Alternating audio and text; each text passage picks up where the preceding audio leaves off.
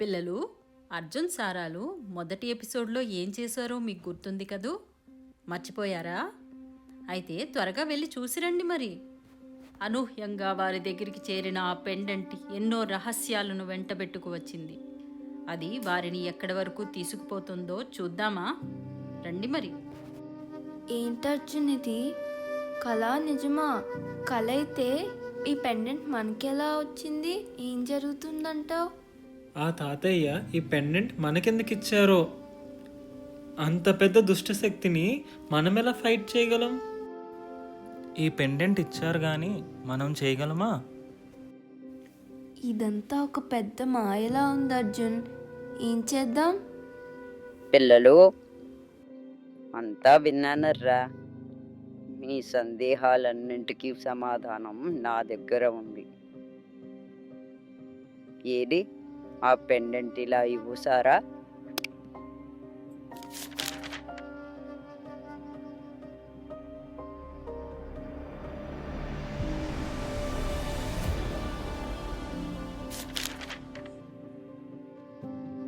ఇది మామూలు పెండెంట్ కాదు, మహాశక్తివంతమైన పెండెంట్. ఇది మీ దగ్గరకు రావడం ఎంతో గొప్ప విషయం పిల్లలు. అమ్మమ్మా,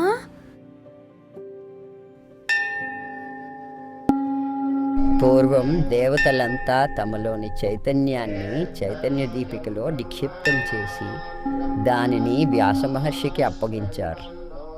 ఆయన ఆ చైతన్యాన్ని ప్రపంచానికి ప్రసరించారు. వ్యాస మహర్షి దగ్గర రఘునాథుడు, ధ్రువకేతువు అనే ఇద్దరు మిత్రులు శిష్యరికం చేసేవారు. ఇద్దరు ఆయనకి ప్రియ శిష్యులే. అన్ని విద్యలను అవపోసన పట్టారు. కానీ ఎందుకో మహర్షి చైతన్య దీపిక రహస్యాన్ని రఘునాథునికి చెప్పి దాని బాధ్యత కూడా అతనికి అప్పచెప్పారు. అది తెలిసి ఓర్వలేని ధ్రువకేతు మిత్రుని మోసం చేసి చైతన్య దీపిక దగ్గరకు చేరి దాన్ని నాశనం చేశాడు. అప్పుడు ఉద్భవించిన శక్తిని గ్రహించి మహాశక్తివంతునిగా మారాడు. దానికి అతనిలోని దుష్టబుద్ధి తోడై ప్రపంచంపై ఆధిపత్యం చేయబూనాడు. దాంతో క్లేశాసురుడుగా మారాడు. కొన్ని శక్తులను బలవంతంగా వశపరుచుకొని వాటి అండలో చైతన్య దీపిక శకలాలను వేరువేరు లోకాలలో భద్రపరిచాడు. ఇప్పుడు మెల్లగా గాలి తరంగాల ద్వారా ప్రజలను వశపరుచుకొని బానిసలుగా మార్చదలిచాడు. ఆ ప్రయత్నంలో సఫలీకృతమయ్యాడు కూడా. చూడండి, ఇప్పుడు ప్రజలు ఎలా చైతన్యం లేకుండా ఏం చేస్తున్నారో, ఎందుకు చేస్తున్నారో తెలియకుండా ఎలా మారిపోతున్నారో.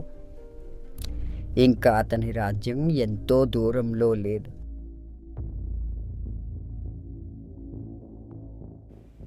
ఆ తాతయ్య ఎవరు మరి? రఘునాథుడా? ఈ పెండెంట్ ఇచ్చారు కదా? అవునా? ధ్రువకేతువు క్లేశాసురుడిగా మారితే ఇక రఘునాథుడు తన వల్ల జరిగిన తప్పుకు ప్రాయశ్చితముతో ఆ ఆంజనేయునికి తపస్సు చేయసాగాడు. ఆ తపస్సుకు మెచ్చిన హనుమంతుడు రఘునాథునికి ఈ పెండెంట్ ఇచ్చి, ఆ దుష్టశక్తి ప్రజ్వరిల్లినప్పుడు ఈ పెండెంట్ ఈ ప్రపంచానికి రక్షగా నిలుస్తుంది. నీ వంశస్థుల వలనే ఈ శక్తి నాశనమవుతుంది. ఈ కార్యం మీరు తప్పక సాధిస్తారు అని ఆశీర్వదించారు. ఆ రఘునాథుడు ఎవరో కాదు, ఆయన మన పూర్వీకుడు సారా. ఈ కార్యం కోసం సరైన వారి కోసం అన్వేషిస్తూ ఆఖరికి నీకు ఈ పెండెంట్ ఇచ్చారంటే ఇది మామూలు విషయం కాదు. ఆ హనుమంతుడే మిమ్మల్ని ఈ కార్యం కోసం ఎంచుకున్నాడు. మీరు తప్పక ఆ శక్తిని గెలుస్తారు. ఇదంతా నిజమా? వినడానికి చాలా ఆశ్చర్యంగా ఉంది. ఇది ఎలా నమ్ముతామమ్మా? ఇది చిన్నప్పుడు మా తాతయ్య నాకు చెప్పిన విషయం సారా. మన వంశస్థుల్లో ఒకరికి ఈ పెండెంట్ వస్తుందని ఆయన అప్పుడే చెప్పారు. ఈ పుస్తకంలో చైతన్య దీపిక గురించి మొత్తం ఉంది సారా. అమ్మమ్మ, ఈ విషయాలన్నీ ముందే ఎందుకు చెప్పలేదు? అమ్మకు కూడా తెలియదు కదా? అమ్మా, అమ్మా, ఏంటి అలా చూస్తున్నావు? అమ్మా, సారా, నువ్వెక్కడికి వెళ్ళలేవు, మిమ్మల్ని వెళ్ళనివ్వను. అమ్మా, అమ్మా, సారా, ఆ పెన్నెంట్ ఇలా ఇవ్వు. ఆ క్లేశాసురుడి నుండి రక్షించే శక్తి ఇదే.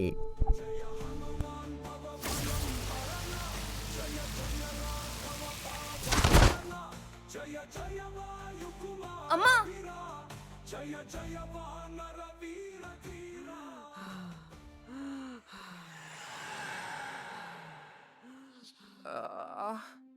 ఏమైంది నాకు? సారా, అమ్మా, అమ్మా, నువ్వు బాగానే ఉన్నావు కదా? నీకేం అవ్వలేదు కదా? సారా, నేను బాగానే ఉన్నానమ్మా, నాకేం కాలేదులే, ఊరుకోమ్మా సారా. అమ్మమ్మ, అమ్మకెందుకు అలా అయింది? ఇది మిమ్మల్ని ఆపడానికి వారి పన్నాగం పిల్లలు. ఆ దుష్టశక్తి నశించాలంటే చైతన్య దీపిక వెలగాలి. చైతన్య దీపిక శకలాలను మీరు సంపాదించి వాటిని ఏకం చేయాలి. అప్పుడే ఆ దుష్టశక్తి నశిస్తుంది. ఏవేవో లోకాల్లో ఉన్న ఆ చైతన్య దీపిక ముక్కల దగ్గరికి మేమెలా వెళ్ళగలం అమ్మమ్మ? నమ్మకంతో ముందుకు వెళ్ళండి అర్జున్. మీకు అవసరమైన సహాయం తప్పక లభిస్తుంది. అంత భయంకరమైన శక్తుల్ని ఎలా ఎదిరించాలి? ఎలా అమ్మమ్మ? ఈ ప్రయాణంలో మీరు ఒంటరి కాదు పిల్లలు. ఆ వాయుపుత్రుని శక్తి మీ వెంట నడుస్తుంది. సారా, అర్జున్, త్వరగా వెళ్ళి ఈ పని పూర్తి చేయండి. ఆ శ్రీరాముడి దయతో కూడిన ఆంజనేయుని రక్ష మీకు తోడుగా ఉంటుంది. అమ్మని నేను చూసుకుంటాను, తనకేమీ కాదు. బయలుదేరండి. జై శ్రీరామ్. పదర్జున్, వెళ్దాం. ఆ క్లేశాసురుడు అంత చూద్దాం. అమ్మ కోసం, రేపటి కోసం. పద. సందేహాలన్నిటికీ సమాధానం దొరికింది.